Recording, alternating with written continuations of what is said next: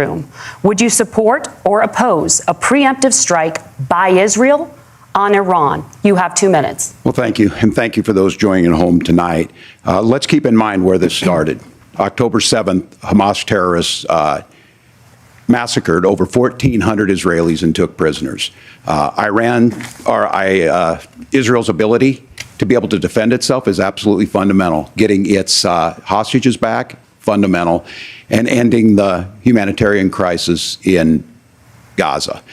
But the expansion of Israel and its proxies is an absolute fundamental necessity for the United States to have the steady leadership there. You saw it experienced today, where along with our Israeli partners and our coalition, able to stop the incoming attack.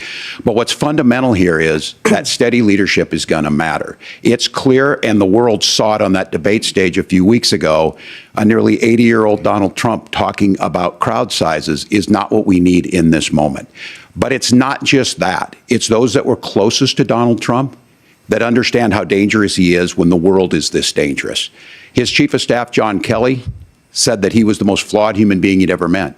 And both of his secretaries of defense and his national security advisors said he should be nowhere near the White House. Now, the person closest to them, Donald Trump, said he's unfit for the highest office. That was Senator Vance. What we've seen out of Vice President Harris is we've seen steady leadership.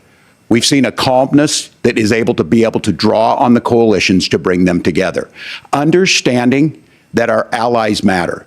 When our allies see Donald Trump turn towards Vladimir Putin, turn towards North Korea, when we start to see that type of fickleness around holding the coalitions together, we will stay committed. And as the Vice President said today we will protect our forces and our allied forces, and there will be consequences. Governor, your time is up. Senator Vance, the same question. Would you support or oppose a preemptive strike by Israel on Iran? You have 2 minutes. So, Margaret, I want to answer the question. First of all, thanks, Governor. Thanks to CBS for hosting the debate. And thanks, most importantly, to the American people who are watching this evening and caring enough about this country to pay attention to this vice presidential debate. I want to answer the question, but I want to actually give an introduction to myself a little bit, because I recognize a lot of Americans don't know who either one of us are. I was raised in a working class family. My mother required food assistance for periods of her life. My grandmother required Social Security help to raise me. And she raised me in part because my own mother struggled with addiction for a big chunk of my early life. I went to college on the GI Bill after I enlisted in the Marine Corps and served in Iraq. And so I stand here asking to be your vice president with extraordinary gratitude for this country, for the American dream that made it possible for me to live my dreams.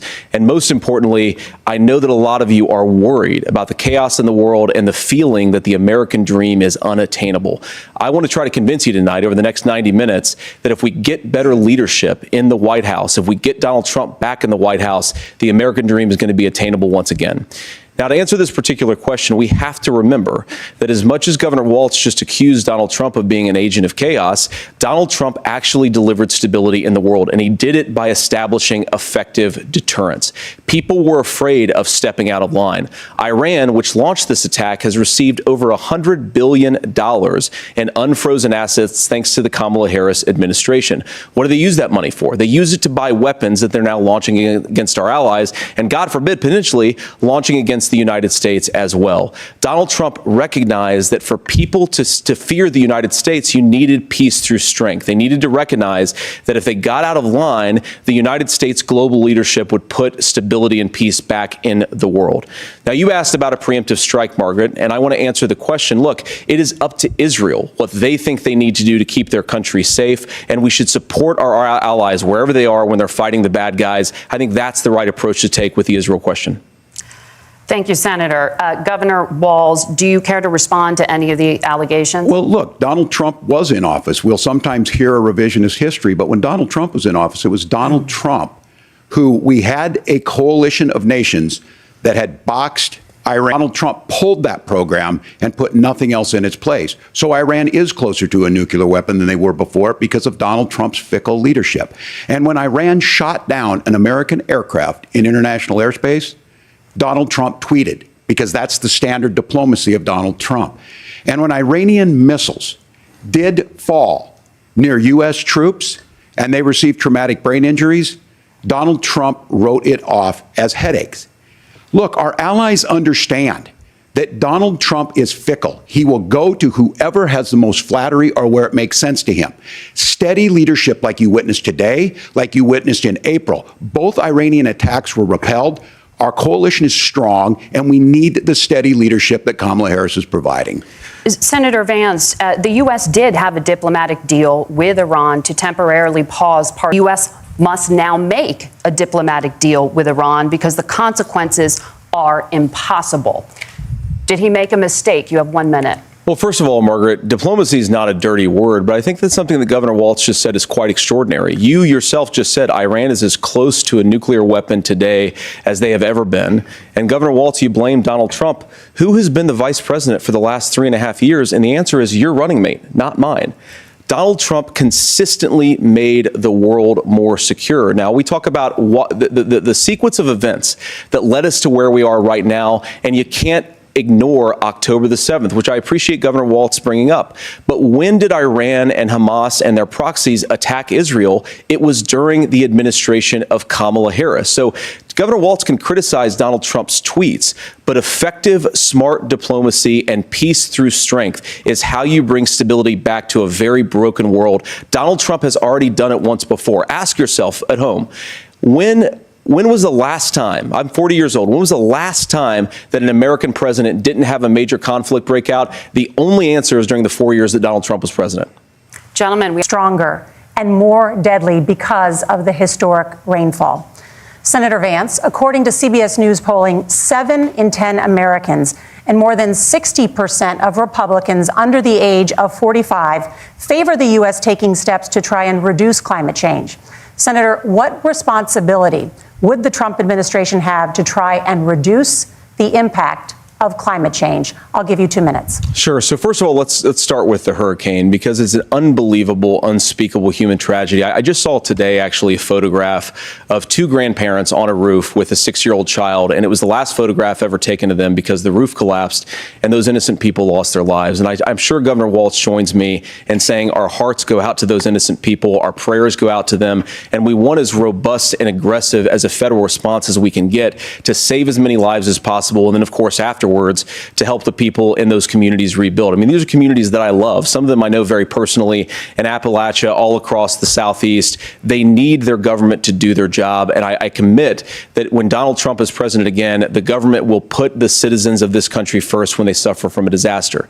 Now, Nora, you asked about climate change. I think this is a very important issue. Look, a lot of people are justifiably worried about all these crazy weather patterns. I think it's important for us, first of all, to say, Donald Trump and I support clean air, clean water. We want the environment to be cleaner and safer, but is a concern about carbon emissions, this idea that carbon emissions drives all of the climate change.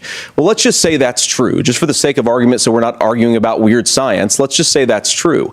Well, if you believe that, what would you want to do? The answer is that you'd want to reshore as much American manufacturing as possible, and you'd want to produce as much energy as possible in the United States of America, because we're the cleanest economy in the entire world. What have Kamala Harris's policies actually led to? More energy production in China, more manufacturing overseas, more doing business in some of the dirtiest parts of the entire world. And when I say that, I mean the amount of carbon emissions they're doing per unit of economic output. So if we actually care about getting cleaner air and cleaner water, the best thing to do is to double down and invest in American workers and the American people. And unfortunately, Kamala Harris has done exactly the opposite. Governor Walz, you have 2 minutes to respond. Well, we got close to an agreement because all those things are happening. Look, first of all, it is a horrific tragedy with this hurricane, and my heart goes out to the folks that are down there in contact with the governors. I serve as co-chair of the Council of Governors as we work together on these emergency managements. Governors know no partisanship. They work together to all of the governors and the emergency responders are on the ground. Those happen on the front end. The federal government comes in, makes sure they're there to that we recover, but we're still in that phase where we need to make sure that there's no doubt this thing roared onto the scene faster and stronger than anything we've seen. Senator Vance has said that there's a climate problem in the past. Donald Trump called it a hoax and then joked that these things would make more beachfront property to be able to invest in. What we've seen out of the Harris administration now, the Biden-Harris administration, is we've seen this investment. We've seen massive investments, the biggest in global history that we've seen in the Inflation Reduction Act has created jobs all across the country. 2000 in Jeffersonville, Ohio, taking the EV technology that we invented and making it here. 200,000 jobs across the country. The largest solar manufacturing plant in North America sits in Minnesota. But my farmers know climate change is real. They've seen 500-year droughts, 500-year floods back to back. But what they're doing is adapting, and this has allowed them to tell me, look, I harvest corn, I harvest soybean, and I harvest wind.